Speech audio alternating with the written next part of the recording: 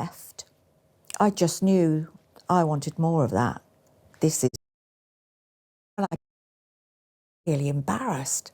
I looked at Amy and she was looking and going, oh, God, what, you know. And then he had a lipstick in his hand and he said, could you put my lipstick on, please, mistress? So I did that.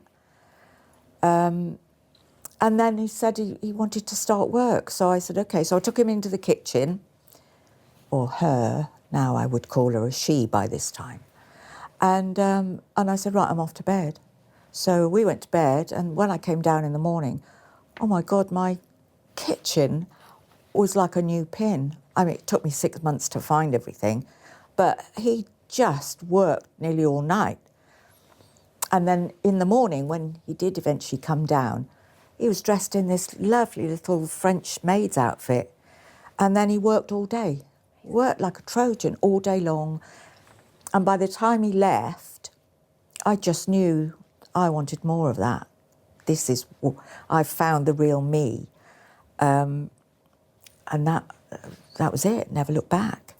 Still had a long way to go because I made a lot of mistakes because I had no one to turn to. I tried Googling things and, you know, but I kind of just learnt by my mistakes. And that's one of the reasons I teach. I kind of go all through the do's and don'ts and also teach, you know, how to cane, because you can't just pick up a cane and off you go. There is a technique, and I'm expert. Can you give us an insight into the technique? What is the sort of secret way of doing it that makes it work? OK, so one of my subs had been in the scene for about 30 years. He was like a schoolboy, and he loved to be caned. And he came a few times, and we went through it together. Taught me how to stand, how to hold the cane, never like that or you break your finger, and also where to cane. Not to stand too close or you could get a wraparound, which means that my caning is always very neat, kind of like that on the bottom. If you're too close, you can get a wraparound, which means that it's not just on the bottom there, it's right round by the hip. And the skin's very thin there. You can damage the hip bones. So you have to be careful about that. Obviously stay away from the kidney area, from the coccyx. So, you know, there is a lot to it. And what do the people that come to you call you? Mistress. I don't like to be called goddess. I find that a bit pretentious. So I just like to be called mistress. Mistress or miss. And what happens if somebody didn't call you that? Would they get in trouble? Yeah, they would. Yeah. Unless if I'm doing a schoolboy scenario, then it's Mrs. Lever, because I'm not mistress, or miss. I do miss. If I'm a headmistress, then it's Mrs.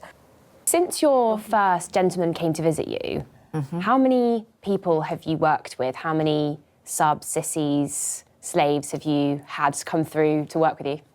Well, it's been nearly 15 years. I just couldn't tell you how many. Are we talking upwards of 100? Oh, gosh, yeah.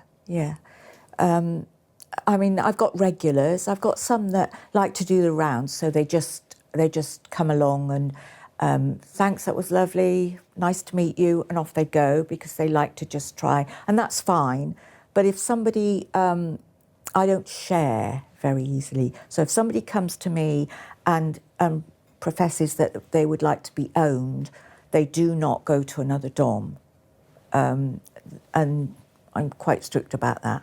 But I've got quite a lot that don't want to be owned, but they will visit other doms, which is, that's okay, that's fine.